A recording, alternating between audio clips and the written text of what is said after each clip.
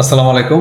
থাম্বলাইন দেখে একটু চমকে যাওয়ার কথা আপনাদের, কারণ হচ্ছে এটা যেহেতু মালয়েশিয়া ইস্যু, আপনারা সবাই জানেন যে মালয়েশিয়া তো বন্ধ, তাহলে মালয়েশিয়ার ভিসা কিভাবে হচ্ছে, এটা কিভাবে আদৌ আসলে সম্ভব।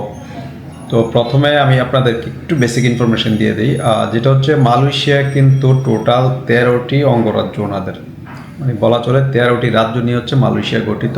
13টির মধ্যে মেন মালয়েশিয়াতে হচ্ছে ওনাদের 11টি রাজ্য, আর 2টি রাজ্য হচ্ছে সম্পূর্ণ আলাদা, একটা হচ্ছে সাবা আর একটা হচ্ছে সারওয়াক।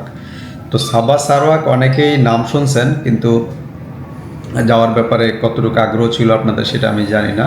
কারণ সারওয়াক এবং হচ্ছে সাবা একদম এটা ব্রুনাইয়ের সাথে সম্পূর্ণ, যে মেইন মালয়েশিয়া থেকে আলাদা, বাট আলটিমেটলি এটা মালয়েশিয়ারই অঙ্গরাজ্য।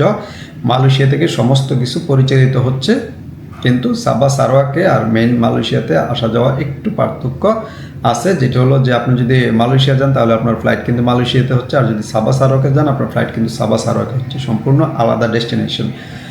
তো এটা ব্রুনাইয়ের সাথে, তো ব্রুনাই একটা সময় মালয়েশিয়ারই অঙ্গরাজ্য ছিল, সেই সুবাদে ওই দুইটা অঙ্গরাজ্য হচ্ছে ওনাদের ব্রুনাইয়ের এক পাশে একটা, আরেক পাশে আরেকটা, সাবা এবং সারওয়াক। তো এখন হচ্ছে সাবা সারওয়াকে ভিসা হচ্ছে কিনা, যে সাবা সারওয়াকে হচ্ছে ভিসা। মালয়েশিয়া বন্ধ থাকলেও প্রায় সময় দেখি এটা খোলা থাকে, তবে এই মুহূর্তে ভিসা হচ্ছে একদম। আমি প্রথমে আপনাদেরকে একটি ভিসা কপি স্ক্রিনে দেখাই নিচ্ছি, ভিসা প্লাস হচ্ছে এটার ম্যান পাওয়ার সহ আমি আপনাদেরকে যদি দেখাই সাবা সারওয়াকের, তাহলে আপনারা বুঝতে পারবেন। যে ভিসাটি মূলত এটা হচ্ছে এই ভদ্রলোকের ভিসা। এই ভিসাটা ইস্যু হয়েছে হলো 24/12/2025 ডিসেম্বরে, আর এটা এক্সপায়ারি 24/3/2026। এখানে স্ক্রিনে যদি আমি আবারও দেখাই, দেখেন টেম্পোরারি এমপ্লয়মেন্ট মানে হচ্ছে ওয়ার্ক পারমিট ভিসা। তো ওয়ার্ক পারমিট ভিসা ইস্যু হয়েছে সেটা মালয়েশিয়ার। এটা কিভাবে সম্ভব? এটা একমাত্র যারা সাবা সারওয়াকে যাচ্ছে তাদের দ্বারাই সম্ভব, মানে ওই সেক্টরগুলোতে হচ্ছে ভিসা ওপেন করে রাখছে মালয়েশিয়া গভর্নমেন্ট। আর মেন যে মালয়েশিয়ার যে 11টা রাজ্য বা অঙ্গরাজ্য ওনাদের, এগুলোর জন্য ওপেন নাই। এই দুইটাতে সবসময় মোটামুটি লোক যাইতে পারে আমার জানা মতে, এখন ওপেন আছে এই মুহূর্তে, এটা বলতে পারতেছি। আর এই যে স্ক্রিনে দেখেন ওনার ম্যান পাওয়ারটা আমি দেখাই নিচ্ছি আবারও, এইটা হচ্ছে ওনার ম্যান পাওয়ার। এটা আপনারা দেখলেই বুঝতে পারবেন, বা আপনারা কেউ যদি আমাদের কাছে সফট কপি চান যে বা এটার সফট কপি দেওয়া যাবে কিনা, আমাদেরকে হোয়াটসঅ্যাপ নক দিলে আমরা দিয়ে দিতে পারবো। তো এখন আসি মূল কথায়, যেটা হচ্ছে যে সাবা সারওয়াকে যেহেতু কাজ হচ্ছে, তো এটার একটা ইন্টারভিউ আমাদের আছে, যেটা হলো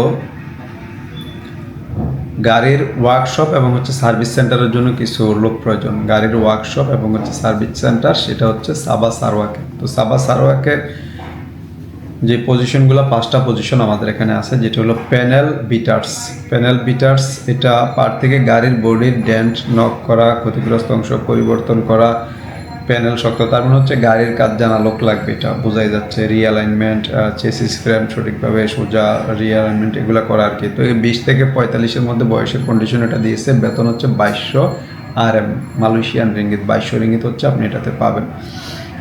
তারপর হচ্ছে প্লাস্টারার 5 জন, পার থেকে গাড়ির বডির ডেন্ট নক করা, ক্ষতিগ্রস্ত অংশ পরিবর্তন করা। এটা কিন্তু রাজমিস্ত্রির যে প্লাস্টার, ওই প্লাস্টার না, এটা হচ্ছে গাড়ির, হ্যাঁ একদম ট্রান্সপোর্ট গাড়ির। এটা স্প্রে পেইন্টার লাগবে, গাড়ির স্প্রে জনিত যদি কোনো পেন্টিংয়ের কাজটাজের অভিজ্ঞতা থাকে তাহলে আপনার এটাতে দিতে পারবেন। এটার স্যালারি অলমোস্ট সবগুলো 2000 থেকে 2200 রিঙ্গিত স্যালারি। হ্যাঁ, ফিটিংস টেকনিশিয়ান লাগবে, জেনারেল টেকনিশিয়ানগুলো হচ্ছে খুঁটিনাটি ইঞ্জিন থেকে শুরু করে ইলেকট্রিক আদার্স যেই কাজগুলো, এই কাজগুলো যদি আপনার জানা থাকে সেই ক্ষেত্রে আপনি এটাতে ইন্টারভিউ দিতে পারবেন। সবগুলোরই বয়স 20 থেকে 45-এর মধ্যে।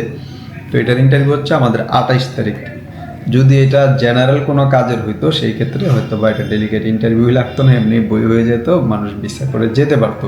তো যেহেতু একদম গাড়ির ওয়ার্কশপ এবং হচ্ছে ওয়ার্কশপ ট্রেডের কাজ জানা লোক লাগবে, সেই ক্ষেত্রে আপনারা অবশ্যই জানাশোনা 2-3 বছরের যদি এক্সপিরিয়েন্স থাকে তাহলে আপনারা এটাতে অ্যাটেন্ড করবেন। তো এখানে মালয়েশিয়া তো এখনও মেন যে মালয়েশিয়ার যে ব্যাপারটা, এটা কিন্তু এখনও ওপেন হয় নাই। এখন যেহেতু নতুন গভর্নমেন্ট আসছে আমাদের দেশে, আমরা আশা করি খুব শীঘ্রই হয়তো বা এটার সম্ভাবনা থাকবে। তো যারা সাবা সারওয়াকে এই ট্রেডগুলোর কাজ জানেন তারা যেতে পারেন, আর যারা ফ্যাক্টরি বা অন্যান্য আদার্স কাজের জন্য অপেক্ষা করতেছেন তারা মালয়েশিয়া খোলার পরে আপনারা হয়তো বা সরকারিভাবে একটা নিউজ পেয়ে যাবেন, তখন আপনারা আমাদের সাথে যোগাযোগ করবেন। আমরা চেষ্টা করব আপনাদেরকে এরকম ডেলিগেট ইন্টারভিউর মাধ্যমে মালয়েশিয়ার কাজগুলো করে দেওয়ার জন্য, ইনশাল্লাহ।